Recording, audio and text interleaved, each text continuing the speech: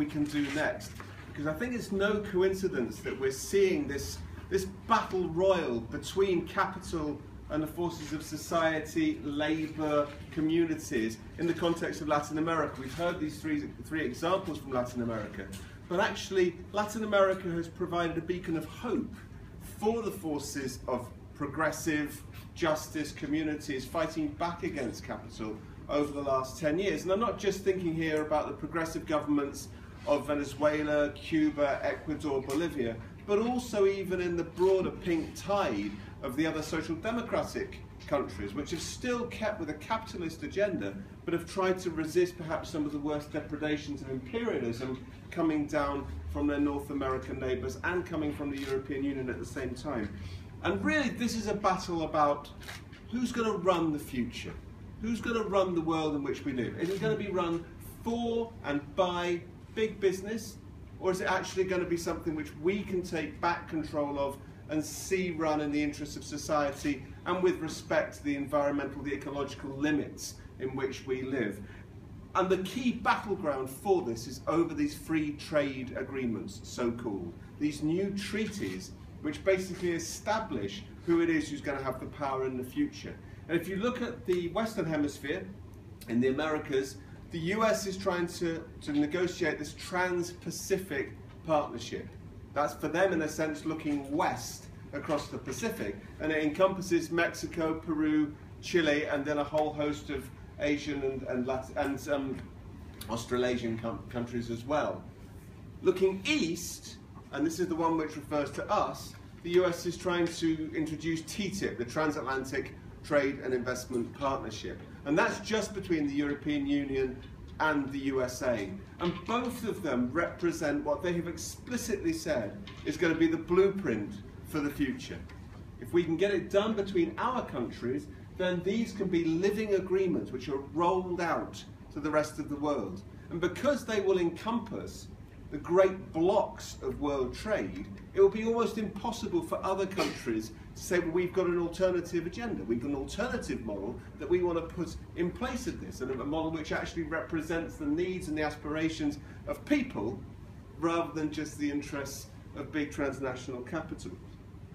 The key thing for us, I suppose, here in this country is that TTIP is our opportunity to fight back, because TTIP is the one which we have control of.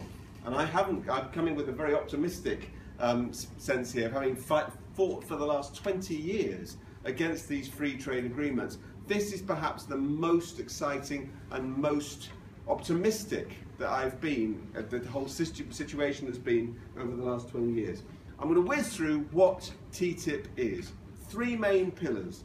First of them is deregulation. These are not old style 20th century trade agreements where you would just be talking about tariffs at the border.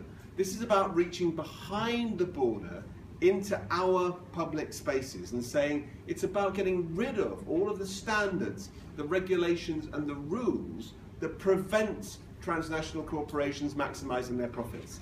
They've said this explicitly. They've said this isn't about the tariffs. There are no tariffs between the EU and the US. We got rid of them years ago.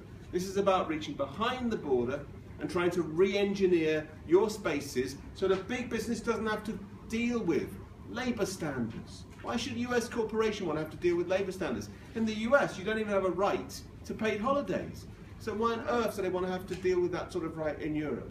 Also, environmental standards. We in Europe have the precautionary principle. The precautionary principle says if you, big business, cannot prove that this new substance you want to introduce is safe, then we're going to take the precaution of saying you can't introduce it.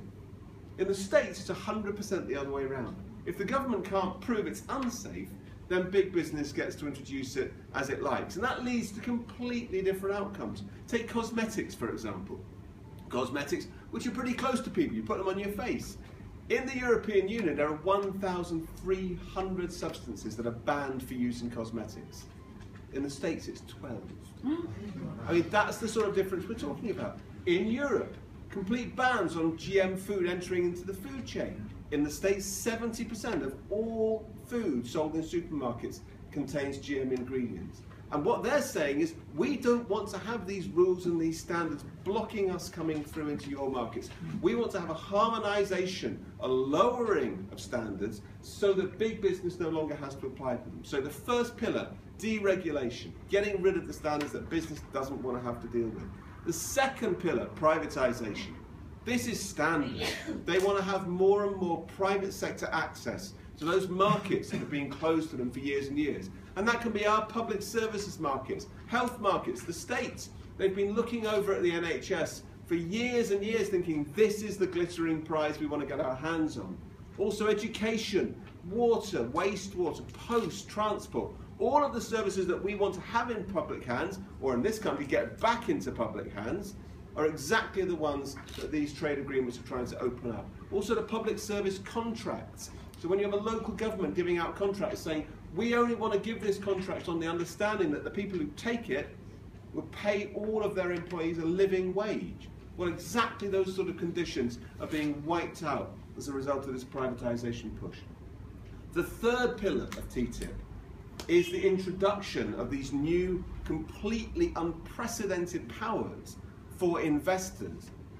The Investor State Dispute Settlement Mechanism, if you want the jargon, the ISDS side of it, which enables investors, just like in the Pacific Rim El Salvador case, to take whole countries to court. It elevates capital to the same status as the nation state. And it says you don't have to use the domestic court system, which is open and which we all know about. You get special privilege to go round that system, you bypass the system, and you get your own private, secret courts. These arbitration tribunals, they're not courts at all. It's 3 corporate lawyers who sit and pronounce how many hundreds of millions of dollars are then handed over to these private companies. And Latin America, again, has got countless examples of this. I mean, Argentina was clobbered in the wake of the 2001 peso crisis, absolutely clobbered by dozens and dozens of companies going in, one after the other. And in the end, despite really resisting on all of these fronts, Argentina at the end of last year was forced to say, okay, for the first 5 of these, we're going to have to give $500 million in compensation to settle just 5 of them. Ecuador similarly is being hit again and again.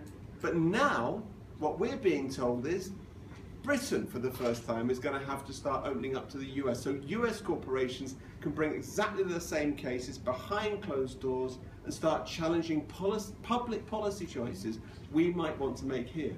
And you get situations like in Australia. You may remember in the end of 2012, Australia brought in a public health law saying that all tobacco, all cigarettes in the future, could only be marketed in plain packaging. Well, they're now being sued for billions of dollars by Philip Morris, the big US tobacco multinational, because Philip Morris says this is no good for us. You know, you're basically preventing us from maximizing our profits in the future because you're saying you don't want to have so many people smoking. Uruguay has done exactly the same and is being hit by Philip Morris at the same time. So you might think to yourself, all of these things sound absolutely crazy and the last thing that you want. But our government at the moment is trying to introduce it. And that's why we're trying to make this a massive issue politically here. Because if we can fight off TTIP here, then that sends a massive message across the world. And we have won against these in the past. They tried to bring in these powers in the 1990s through the Multilateral Agreement and Investment, which came up at the OECD. We fought back and we won. In the Western Hemisphere, of course, they tried it through ALCA, the Free Trade Area of the Americas. Fought back and won. They tried to introduce it through the WTO. We fought back and they had to take all of those issues off the table. We've won again and again and again, and we will win now because the wheels are already beginning to come off their wagon. They tried to get all of these new powers for investors, the Investor State Dispute Settlement powers in. There was such an uproar, they had to freeze the negotiations on that bit of the treaty at the beginning of this year. They held a consultation, the most arcane, obscure consultation you could ever want. They thought maybe a couple of hundred people would respond. 150,000 people responded from Europe saying, we don't want it. And already now they're beginning to find it more and more difficult to come across. We will have a meeting on Monday, just down the road. I don't know if everyone's seen the leaflets, but just down the road at Unite, If you haven't got these, go to the War and Want store. We've got lots of these leaflets there. 6 o'clock on Monday. All of the trade unions in this country are now fully against TTIP, and that's a new situation in these free trade agreements. We've got the whole of the labour movement against it, all of the environmental movement against it, and all of the campaigning NGOs against it. We are going to make this into a big political issue here. It's already the #1 issue in the mailbags of all MPs and MEPs. So please join this campaign, because we can fight, we can win, and on this one we will win. Thank you.